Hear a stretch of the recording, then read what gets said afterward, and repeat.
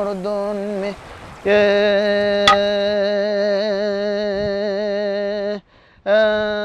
this remote part of northeast Arnhem Land, Wokin is starting his latest project. The Yolngu artist creates bark paintings, drawing on techniques thousands of years old.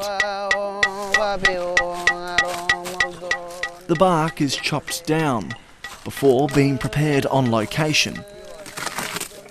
Here, everything is linked to country and songlines. The bone is still representing me. The skin is still representing me. The flesh still representing me. And the songline has tied in with that. It's then taken back to the community of Yerakala, ready to be turned into art. Yolngu works have been hung in galleries across the world, but for the first time, their works, including Wokin's, are entering a new world, online. A digital marketplace where images, videos and sounds, known as NFTs, are exchanged, in some instances for millions of dollars. The local arts centre here hopes the new frontier could lead to another revenue stream for Yolngu. Using a new way of showing art to the world. So, what is an NFT? It stands for non-fungible token. They're made using the same technology as cryptocurrency, but that's where the similarities end. Cryptocurrency is like hard cash in that it's fungible. They can be traded for one another. 5 $1 coins, for example, can be exchanged for a single $5 note. NFTs are different in that they're non-fungible. That's because of the unique digital signature attached to each NFT when it's minted. That's then attached to the digital asset to make it one of a kind. The digital file can be copied, but the unique digital signature cannot.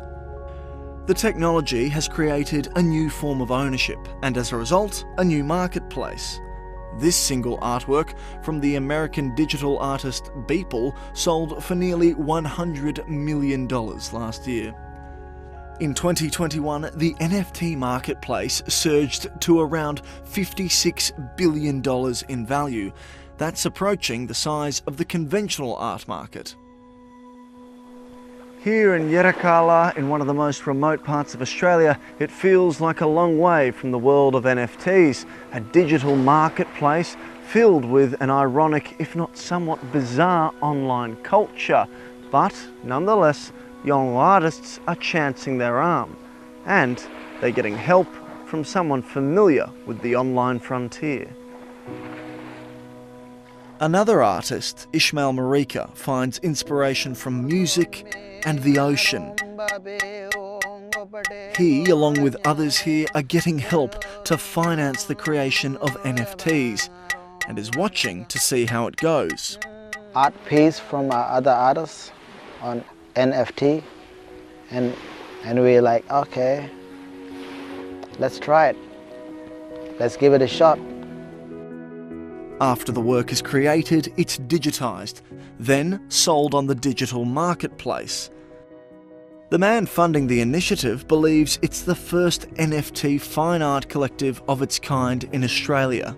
What I wanted to try and do was take a series of early career artists and just expose them to this space and see whether there was any sort of creative spark that came. So as you can see this. Joseph Brady from the Art Centre in Yerakala believes that while unconventional, the new revenue stream could potentially lead to more art remaining in the community.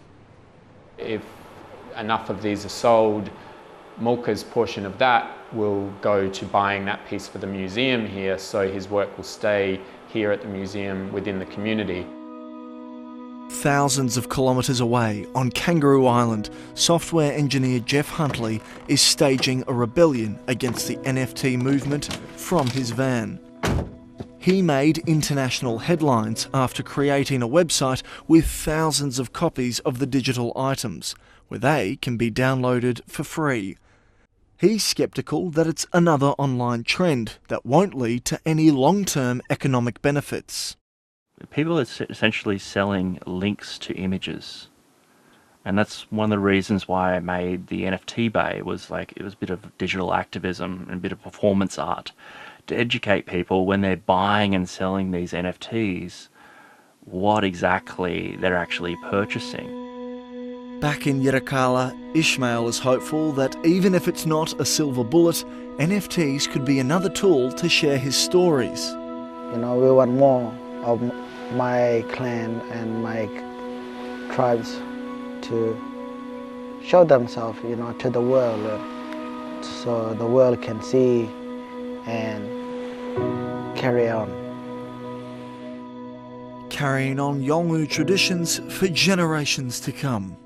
Miles Houlbrook-Walk, ABC News, Yirrkala.